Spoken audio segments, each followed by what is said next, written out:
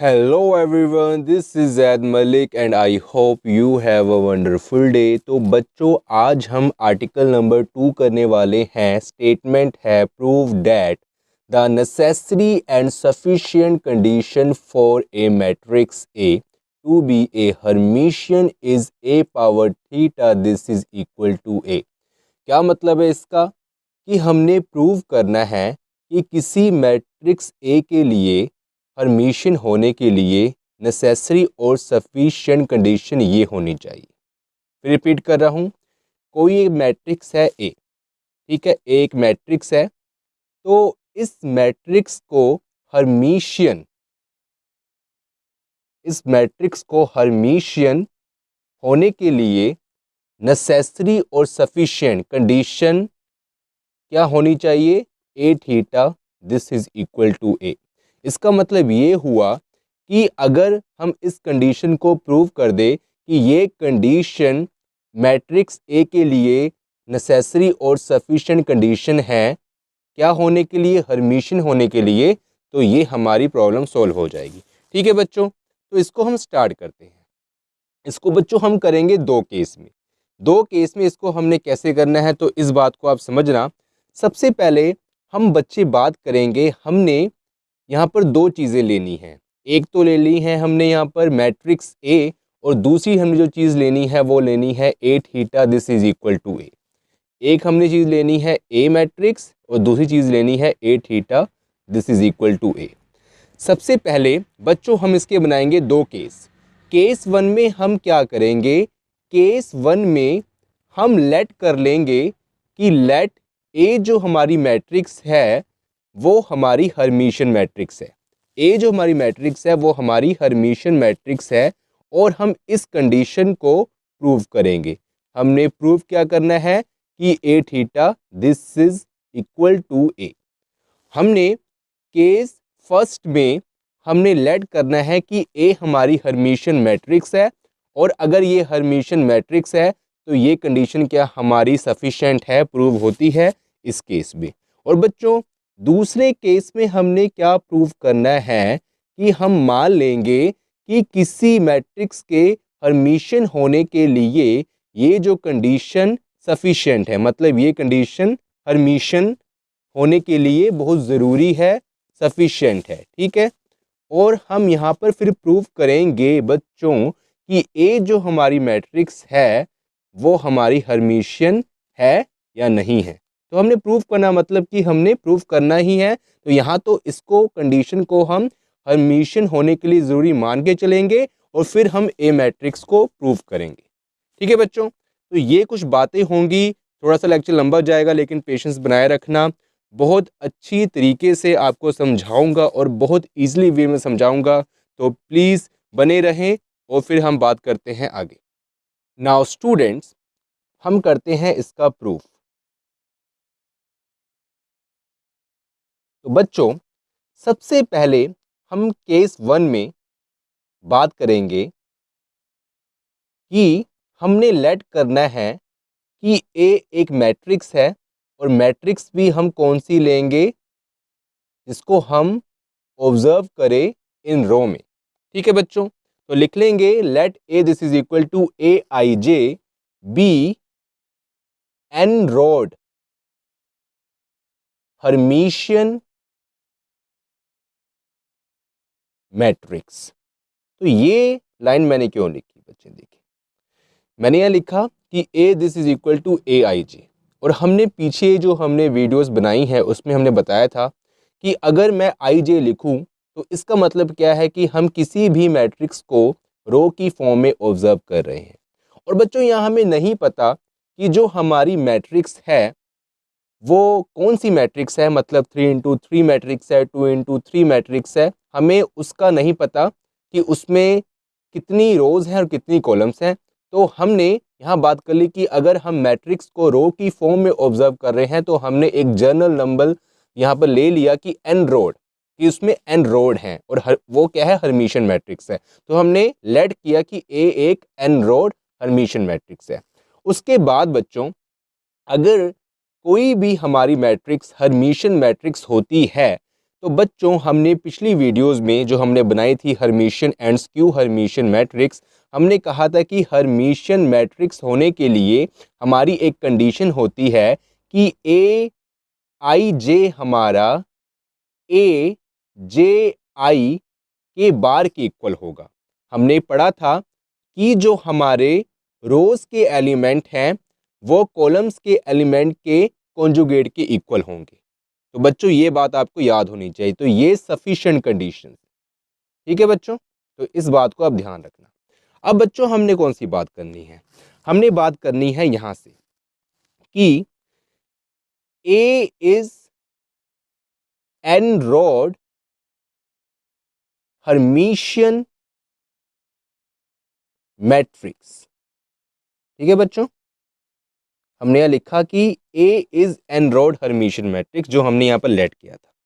अगर बच्चों ए हमारी एन रॉड हर्मिशियन मैट्रिक्स है तो उसके बाद हमने पढ़ा था मैट्रिक्स के बाद ट्रांसपोज, तो ए डैश भी हमारी एन रॉड हर्मिशियन मैट्रिक्स होगी। देखिए हर्मिशियन मैट्रिक्स, तो देखिए बच्चों अगर ए हमारी एक मैट्रिक्स है, मान लो ए हमारी एक मैट्रिक्स है और इसका हम ए ट्रांसपोज करें और ये हमारी 3x3 मैट्रिक्स है कि इसमें 3 कॉलम्स और 3 रोज हैं, तो जो हमारी ए डैश बनेगी मतलब कि ट्रांसपोज बनेगी, तो उसमें क्या होगा कि रो कॉलम बन जाएगी और उसमें भी हमारी 3 रोज होंगी और 3 ही कॉलम्स होंगी। तो बच्चों ए डैश भी हमारी एन रॉड हर्मिशियन मैट्रिक्स होगी। इतनी बात बच्चों हमारी हो गई। उसके बाद बच्चों हमने पढ़ा था ए कॉन्जुगेट, लेकिन यहाँ पर हम लेंगे ए डैश और कॉन्जुगेट, और ये बच्चों किसके इक्वल होता है, ए थीटा के। तो पहले हम इसकी बात करते हैं। अगर हम इसका कॉन्जुगेट भी कर दें, जो हमारा ये ए डैश आया है बच्चों, इसका हम कॉन्जुगेट भी कर दें कि अगर इसके अंदर हमारे कॉम्प्लेक्स एलिमेंट्स हो, कॉम्प्लेक्स एलिमेंट्स कौन से होते हैं, ए प्लस आयोटा बी वाले।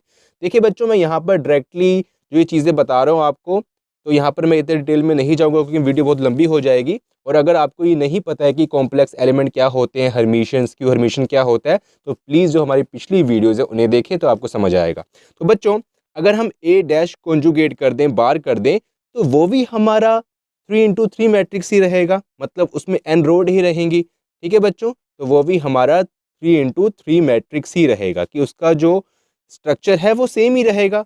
बस क्या होगा कि जहाँ पर हमारे कॉम्प्लेक्स एलिमेंट हैं वहाँ आयोटा की जगह पर माइनस आयोटा हम पुट कर देंगे और हमारी वो मैट्रिक्स बन जाएगी ए डैश बार। तो बच्चों A dash bar is also an rod Hermitian matrix.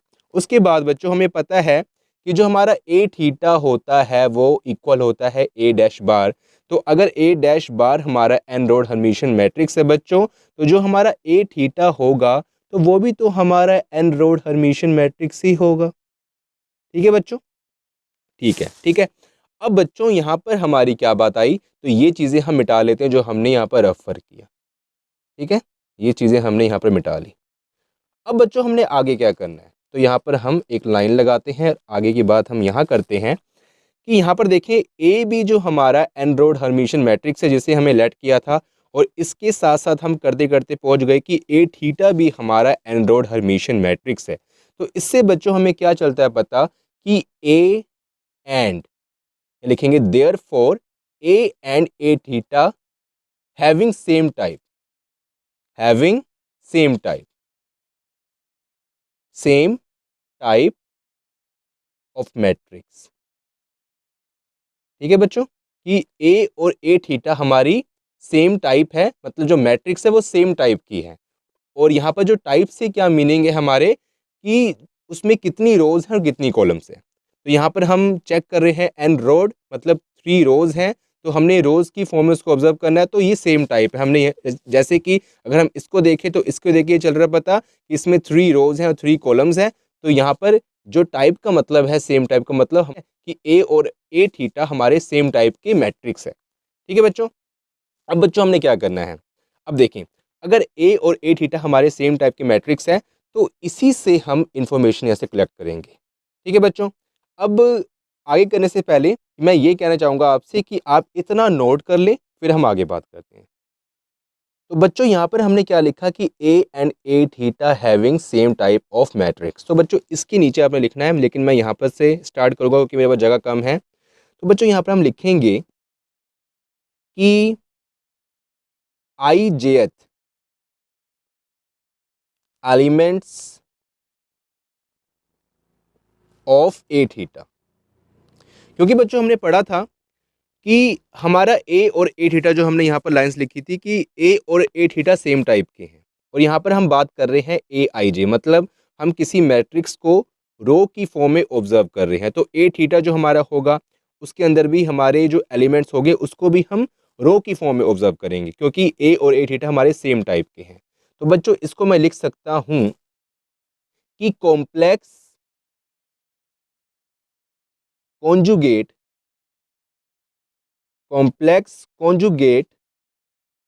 Of i jth elements of A dash. तो बच्चों ये मैंने क्यों लिखा, देखें, अगर हम ए डैश का कॉन्जुगेट करते हैं, इसको बोलते हैं कॉम्प्लेक्स कॉन्जुगेट, तो बच्चों ये हमारा ए थीटा के इक्वल होता है।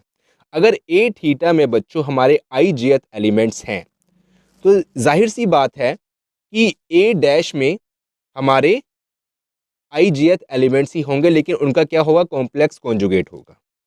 तो ये जो मैंने इसके इक्वल इक्वेट किया है, ये लाइन मैंने क्यों लिखी है कि अगर आई जे, मतलब कि जो रो की फॉर्म में हम ऑब्जर्व कर रहे हैं किसी मैट्रिक्स को, मतलब यहाँ पर जो मैट्रिक्स है ए थीटा है उसको हम रो की फॉर्म में ऑब्जर्व कर रहे हैं, तो बच्चों यहाँ पर से हमने कॉन्जुगेट किया है। मतलब अगर हमने ए ट्रांसपोज, इसको जो डैश है इसको बोलते हैं ट्रांसपोज, कॉन्जुगेट किया, हमने क्या किया कि जो हमारे कॉम्प्लेक्स एलिमेंट्स थे वहाँ पर हमने आयोटा की जगह पर माइनस आयोटा पुट कर दिया, बस हमने इतना किया।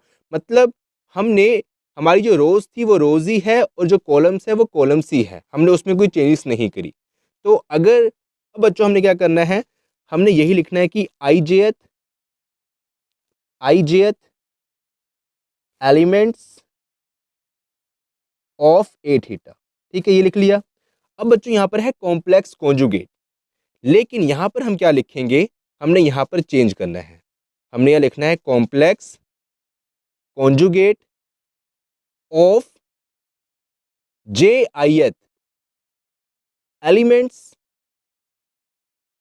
Of A. ये बच्चे हमने क्यों लिखा, क्योंकि अगर हम ए से ए डैश बनाते हैं, मतलब कि ए का ट्रांसपोज करते हैं, तो हम क्या करते हैं बच्चों, जो इसकी रोज होती है वो कॉलम में कन्वर्ट हो जाती है ए डैश में, ठीक है ना। अगर इसकी फर्स्ट रो है वो फर्स्ट कॉलम बन जाती है, सेकंड रो है सेकंड कॉलम बन जाती है, और थर्ड रो है तो थर्ड कॉलम बन जाती है। तो बच्चों यहाँ पर अगर ये आई जेथ है, तो मतलब ये अगर इसको हम ए में कन्वर्ट करेंगे तो जो रोज होगी हमारी, या फिर हम कह सकते हैं जो कॉलम्स है वो हमारी रोज बन जाएगी। अब उल्टा होगा, जो कॉलम्स है वो हमारी रोज बन जाएगी। तो हमने वही लिखा कि complex conjugate of J I th element of ए।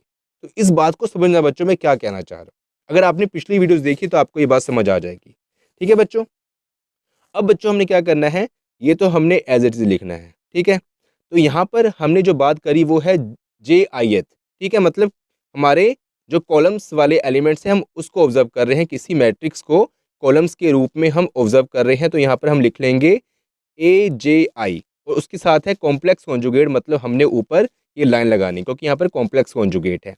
अब बच्चों हमने पढ़ा था कि अगर कोई हमारी मैट्रिक्स हर्मिशियन हो तो ए जे आई बार हमारा ए आई जे के इक्वल होता है। तो बच्चों यहाँ पर हम इसकी जगह पर लिख सकते हैं, इसको हम अगेन लिख लेते हैं, डैश पा के, मतलब ये लाइन रिपीट हो रही है, और ए जे आई बार को हम लिख सकते हैं ए I J.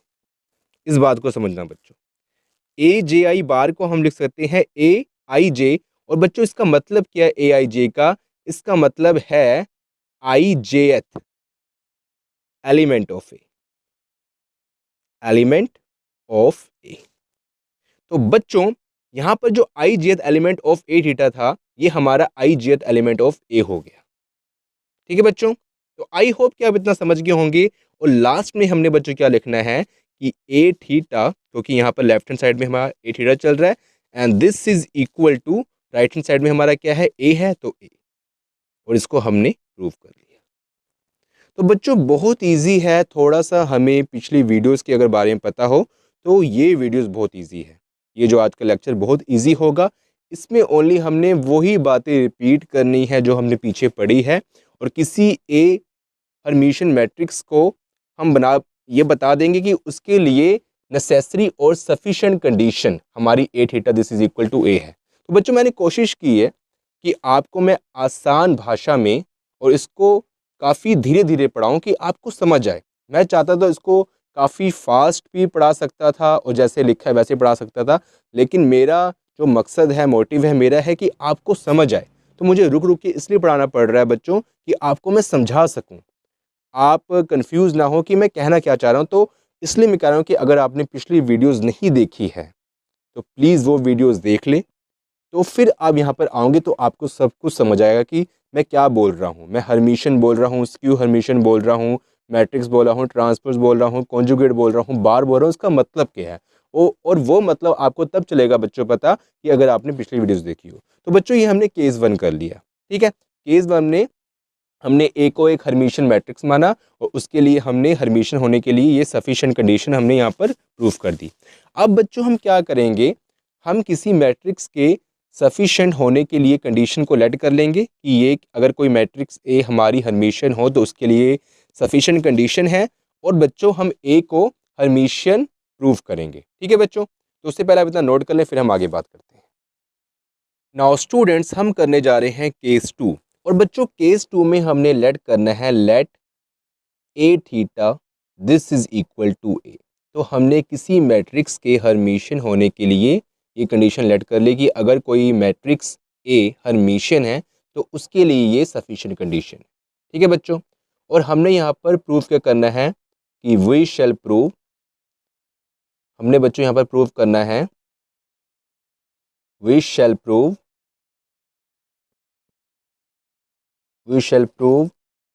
A is Hermitian. तो यहाँ पर बच्चों हमने ए को हर्मिशियन प्रूव करना है। अब बच्चों यहाँ पर हम लेट कर लेंगे कि ए हमारी एक m इंटू एन मैट्रिक्स है। A is m into n matrix, ये हमने इसका ऑर्डर लेट कर लिया। यहाँ पर m इंटू एन क्या इसका ऑर्डर है, जैसे कि कोई मैट्रिक्स 3 इंटू 3 है, 2 इंटू 2 है, 2 इंटू 3 है एंड 3 इंटू 2 है। तो कोई भी हमने matrix m into n general form में उसकी लेट कर ली, उसका ऑर्डर क्या है m इंटू एन। तो अगर बच्चों a हमारा m इंटू एन है तो जो हमारा ए थीटा होगा, ए थीटा वो बच्चों होगा n इंटू एम। ये क्यों होगा बच्चों मैं बताता हूँ आपको, क्योंकि अगर हमारे पास ए एक मैट्रिक्स है, इसका हम ए डैश मतलब कि ट्रांसपोज फाइंड करते हैं, और ट्रांसपोज में क्या होता है बच्चों कि जो ए में हमारी जो रोज़ होती हैं वो कॉलम्स में कन्वर्ट हो जाती है। उसके बाद बच्चों हम ए थीटा फाइंड करते हैं तो इसका हम कर देते हैं कॉन्जुगेट, ए डैश का करते हैं कॉन्जुगेट। तो कॉन्जुगेट में क्या होता है कि हमारी रोज़ और कॉलम्स तो वही रहती हैं जो ए डैश में थी, मतलब कि अगर ये रोज़ ऐसी थी तो रोज़ कन्वर्ट होके कॉलम्स बन जाती है ए डैश में। और इसमें क्या होता है कि जो हमारा जो मैट्रिक्स है जो इससे रोज़ से कॉलम्स में कन्वर्ट हुआ है तो वो कॉलम्स ही रहता है, बस ओनली जो कॉम्प्लेक्स एलिमेंट है उनमें आयोटा चेंज हो जाता है और माइनस आयोटा में वहाँ पर हम पुट करके उसकी वैल्यू फाइंड कर लेते हैं, ठीक है बच्चों। तो यहाँ पर ए थीटा हमारा क्या होगा n इंटू एन। तो जैसे कि मैं बताता हूँ आपको कि अगर हमारा मान लो कि एक मैट्रिक्स है और इसमें है 3 इंटू 2, एक हमारा मैट्रिक्स है और इसका हमने ए डैश किया तो बच्चों ये हमारा कन्वर्ट हो जाएगा 2 इंटू 3 में, क्योंकि जो रोज़ होगी वो कॉलम्स में कन्वर्ट हो जाएगी। तो ये बातें मैंने आपको पहले बताई हुई हैं। अब बच्चों हमने लेकिन यहाँ पर जो बात करी है ऊपर की लेट किया है कि ए थीटा हमारा ए के इक्वल है, ए थीटा हमारा ए के इक्वल है। तो बच्चों इससे हमारा क्या होता है प्रूव कि अगर ए थीटा हमारा ए के इक्वल है तो एम हमारा एन हो जाएगा। क्यों?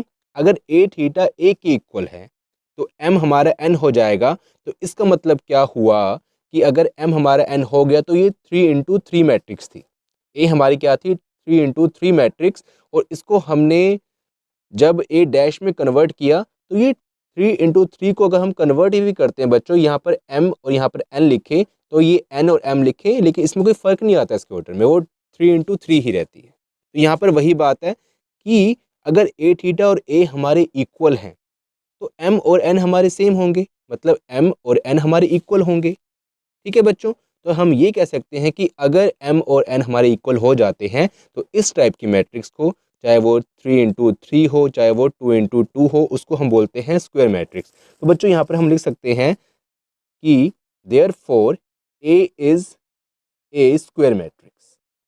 ठीक है बच्चों, कि A हमारी क्या है, एक स्क्वायर मैट्रिक्स है। अब बच्चों A हमारी एक स्क्वायर मैट्रिक्स है, अब हमने क्या करना है, तो देखिए ध्यान से देखना बच्चों, अब कि यहाँ पर हम लिखेंगे कि I jth elements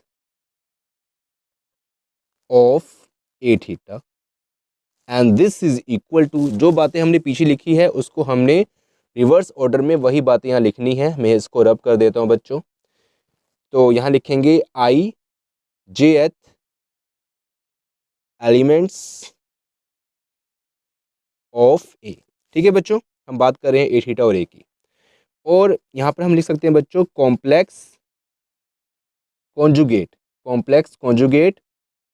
elements of, या फिर इसको लिख सकते हैं कि कॉम्प्लेक्स कॉन्जुगेट या आई जेथ कॉम्प्लेक्स कॉन्जुगेट ऑफ आई जेथ complex conjugate of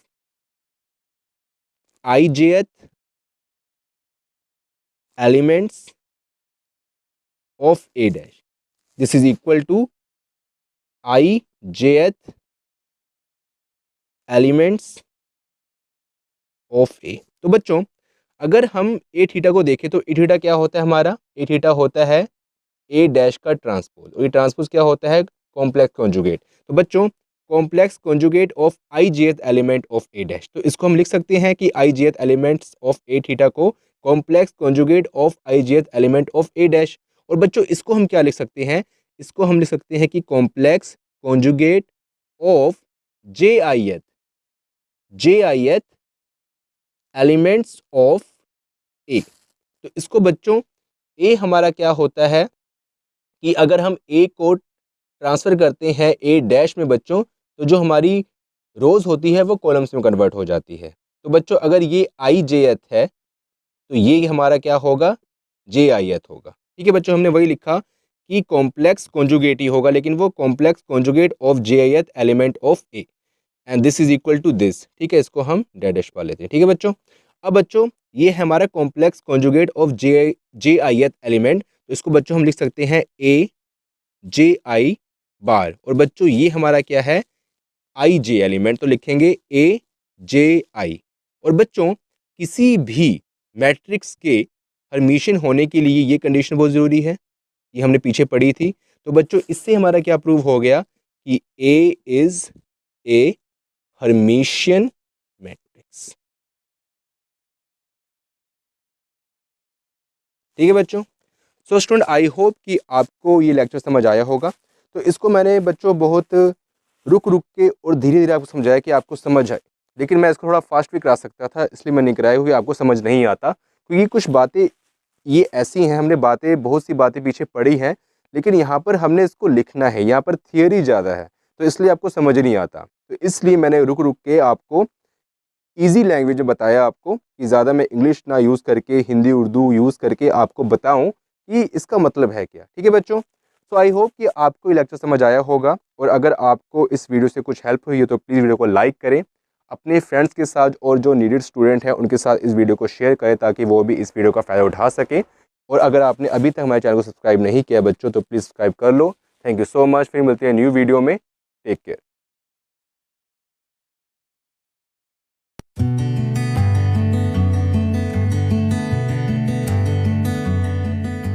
Please subscribe my channel. Thank you.